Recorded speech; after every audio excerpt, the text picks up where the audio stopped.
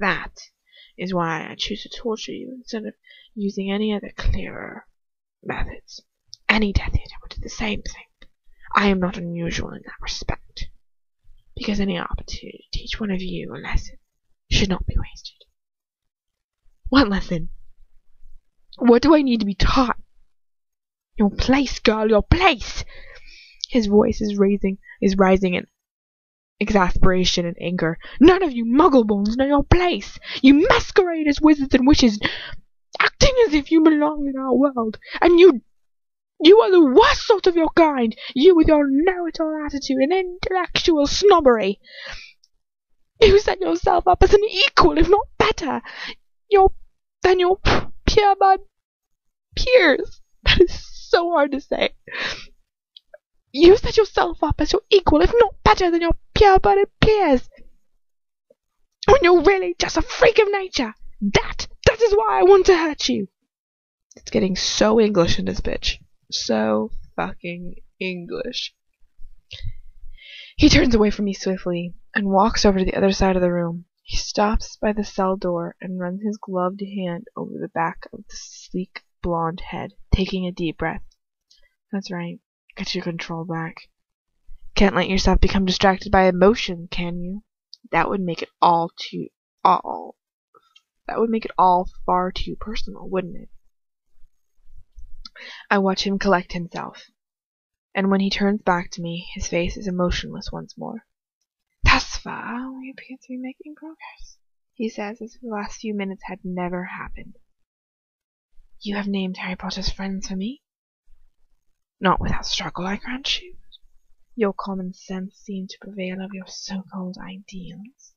I thank you for evidently graciously naming as many as you did. Blood pounds through my veins, carrying so many emotions along with it. Hate, guilt, confusion.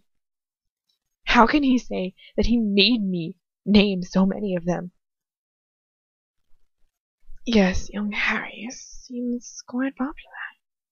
But then, why wouldn't he be? The boy who lived is destined for hero worship. He's building up to something. Don't crack this time. Try and stay strong. The thing about heroes is that they always have a huge female following, he says idly. Oh God, no. I want you to give me the names of every girl who he's a little, romance with.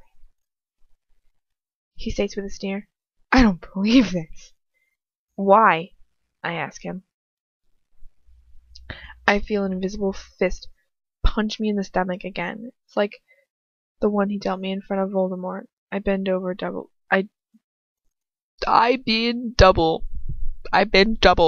That doesn't make any sense. Coughing violently as I try to get my breath back, holding my stomach to try to get rid of the pain, dull, pounding pain. You are not to question me, mudblood. I thought I made that clear. I looked up at him. He has his wand readily pointed to curse me. I refuse him. If I refuse him. His face slightly contorted as anger begins to fight its way onto his face. Just tell him what he wants to know. No! He'll hurt you even more if you don't. Can you honestly face that again? The pain of my broken, burnt hand suddenly seems so far away. I can face it again. I have to. I stand straight up, ignoring the aching twinges in my ribs. And I thought that I had made it clear that you will have to force any information you want out of me. He rolled his eyes. How tedious, he says with a sigh. You know, there is only so much of this sort of behavior I'm prepared to put up with. Why wouldn't you just make things easier for the both of us? I raise my eyebrows, trying to think of a suitable reply. I guess I'm just a difficult girl. And for a second, his mouth twitches up into what might be a smile. At least I think it does. But the next second it's gone again. He raises his wand and pauses for a moment, frowning in concentration. Now, what would be the most persuasive method I could use. I wait for ages while he keeps the charade of indecision going. I feel my stomach churning and nodding as if I wonder what he's going to do to me. I guess that's the effect he was going for. I could use the Cruciatus course, of course. He says it quietly as if he's musing to himself, but I can hear every word as he means me to. But where's the fun? What's the variety in that? It seems so obvious, don't you think? I don't give him an answer. Not that he expects one. He flicks his wand down. I feel nothing. Just emptiness. My brain left my head. Oh, it's lovely.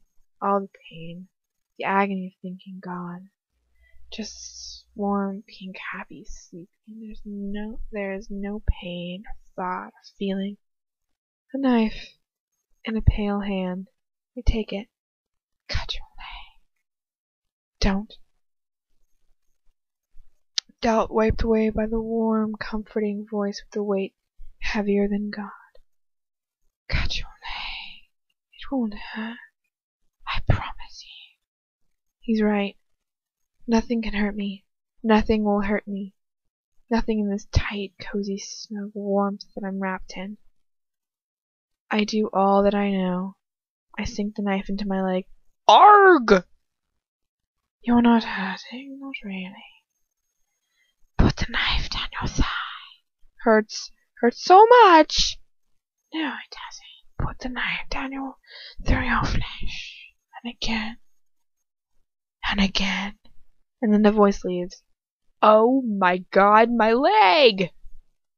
I'm not good at vocalizing other people's pain. Like, I cannot, like, oh my God, my leg. And it's like, no, but I don't think anyone's like, someone cuts off their leg and their first thing is to like vocalize exactly what's happening.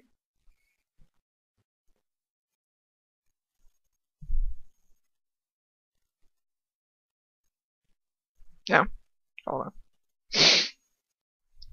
I just listened to the thing and it's like, this thing with the thing is actually picking up my voice quite well. Oh no, it's done something stupid. Okay.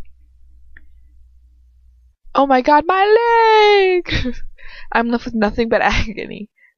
I'm left with nothing but agony. It crashes down on me so quickly that I scream and shout with it. Scream and shout. Shout. I fall to the floor with pain and shock. I look down in horror at my mangled leg. Jesus Christ! My jeans are in shreds, and my thigh has deep, bloody trenches running down it. There's mud as well. Mud from my jeans mixed with the blood to create this huge, disgusting mess. Blood and mud and flaps of skin, but the knife disappeared, and oh my God, there's so much warm, sticky, dark blood oozing out of my wounds, trickling down off my leg and onto the floor, drying in clumps. I have to tell him. I have to. Look, I'll tell you what you need to know. Just please, heal my leg. Tell me the names of the girls first.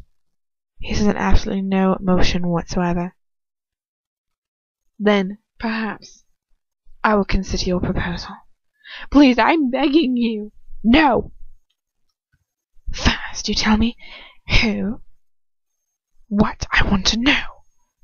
Why won't you help me? No answer.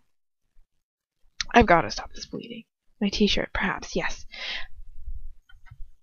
Jenny! I scream, pulling my t-shirt up over my head and frantically pressing it to the wounds, using it to stirring the blood flow. He was with Jenny and he broke up a few weeks ago. Jenny. He looks. I do not look at him as he speaks. Not Jenny Weasley. Arthur Weasley's daughter. Yes.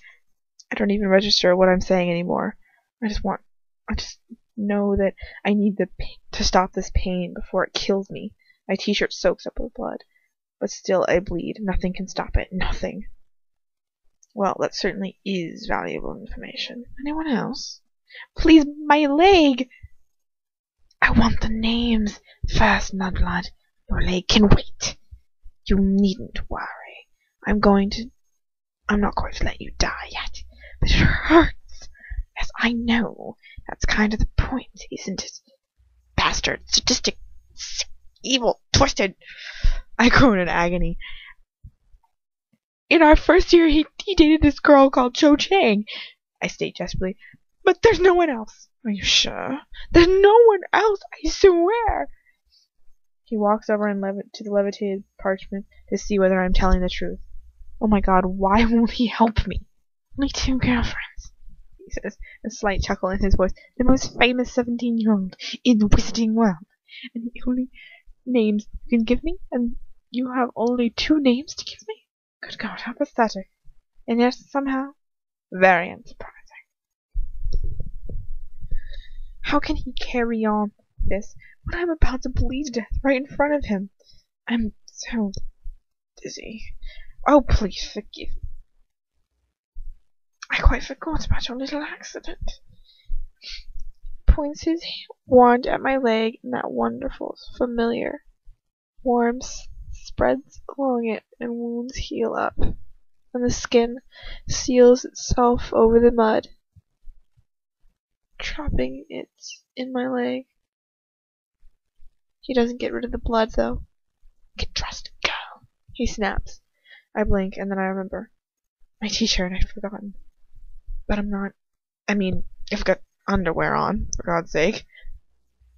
And anyways, he doesn't need to look at me like that. Like I'm a particularly disgusting piece of dung on the sole of his shoe. I pull my drenched t-shirt over my head. The soaking, warm material clings to my body. I feel my blood seep out of the cotton into my skin. He nods at me. Well, it sees. You can follow orders after all. How compliant you have been. You can be when you put your mind to it. Information you have provided so far shall, I am sure, be put to good use. I clench my hands into fists, digging my nails into my palms. Yes, I'm sure that these 2 girls will prove to be most useful to our cause. Tears begin to fall down my cheeks. My throat is thick with suppressed sobs. I clench my jaw to keep myself silent, but I can't get away from the giant darkness pushing its way into my body.